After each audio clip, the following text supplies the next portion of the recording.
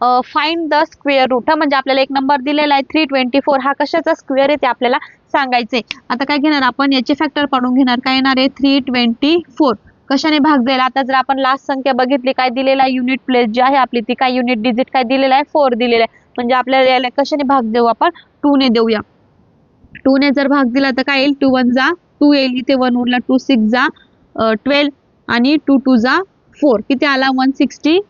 आता 162 चा जर last number unit place unit digit बघितला किती 2 आहे, याला आपण कशाने भाग जाईल, मग 2 ने जाईल.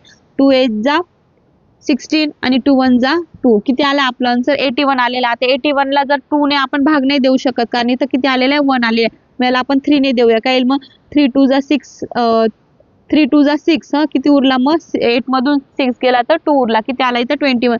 मग 3 7 जा 21, किती आला इथं 27. 27 ला परत कशाने देऊ आपण 3 नेच देऊ. 3 9 जा 27, किती आलाय आपला 9 आलेला आहे. 9 म्हणजे परत आपला 3 नेच भाग जाईल. 3 3 जा 9 आणि 3 ला जर परत केलं तर काय येईल आपला 3 1 जा 3.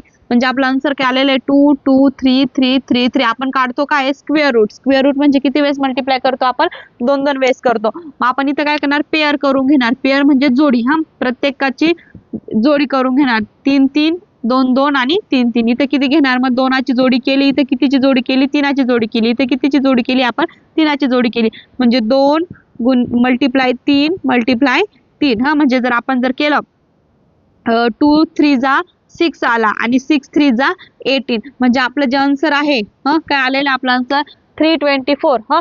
हे कशाचा स्क्वेअर दिलेला आपल्याला 18 चा जर स्क्वेअर केला आपण 18 चा स्क्वेअर किती येतो 324. म्हणजे आपला आन्सर किती येणार इथे 18 हे आपला आन्सर करेक्ट आहे.